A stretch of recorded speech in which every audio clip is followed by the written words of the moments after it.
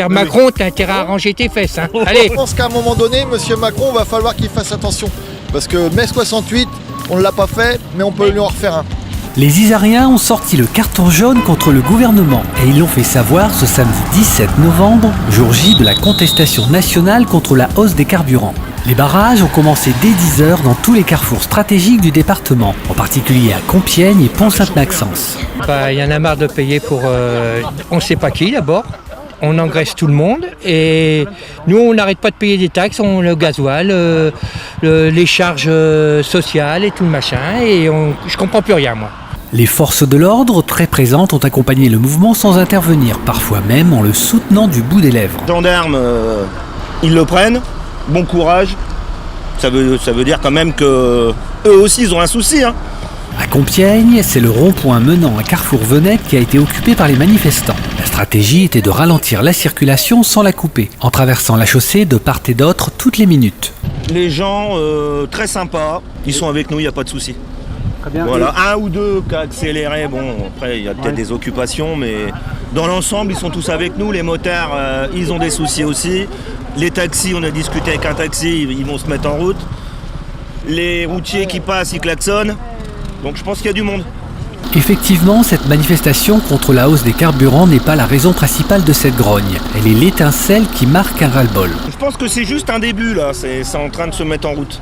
Mais je pense que le peu que j'ai vu là sur des chaînes de radio ce matin et à la télé, ça bouge un peu partout là. Bon ici c'est peut-être une goutte d'eau, mais je pense qu'ailleurs ça va bouger un peu plus. Ouais. Ils prennent aux pauvres de plus en plus, il faut arrêter les conneries, hein. Faut qu'il s'en aille lui. Je suis pas pour que les gens votaient pour lui, ils savaient qu'il était directeur de la banque à Rothschild, et en plus il a été ministre de l'économie à Hollande, et les gens ont voté pour lui. Je sais pas s'ils auront compris, peut-être prochain vote, et peut-être qu'ils vont comprendre. Dans l'ensemble, les conducteurs ont été patients et solidaires du mouvement. Quelques tensions ont quand même été relevées. Bon, je suis d'accord, mais il faut pas non plus exagérer, hein. Et ça fait une demi-heure que j'attends, là. Mais les carrefours stratégiques n'étaient pas les seules cibles des manifestants. On a bloqué des stations-service. D'accord. À côté de la gare, à côté du mémorial. Donc voilà, hein. Les gens ils sont pas contents, mais on leur explique que c'est les taxes, les impôts, on fait tout. Et alors ils répondaient quoi les gens quand vous leur disiez ça? Ils comprennent, il y en a qui klaxonnaient, ils comprennent, mais il y en a qui sont un peu plus durs.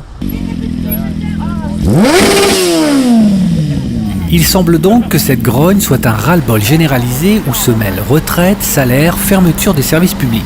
Donc bosser pour ramer à la fin du mois et... Bon, hein, moi je bosse depuis l'âge de 16 ans. Hein. Donc quand je vois tout ce que je lâche à la fin du mois, je sais pas pourquoi je me lève le matin. Faut le faire. Nous on va bosser plus, combien? Mais Je sais plus, 42, moi je vais peut-être avoir 42. Un bon citoyen. Mais aujourd'hui... Et il y a combien? 8 millions de chômeurs. Ils peuvent pas nous faire arrêter un peu plus tôt puis mettre d'autres gens au boulot. Moi je suis électricien, je vais aller faire des dépannages en déambulateur. Moi. En tout cas, à l'issue de notre reportage, nous avons constaté une forte mobilisation et surtout une solidarité importante chez les manifestants. Pas sûr que le mouvement en reste là dans les jours à venir. Un mai 68 bis, affaire à suivre.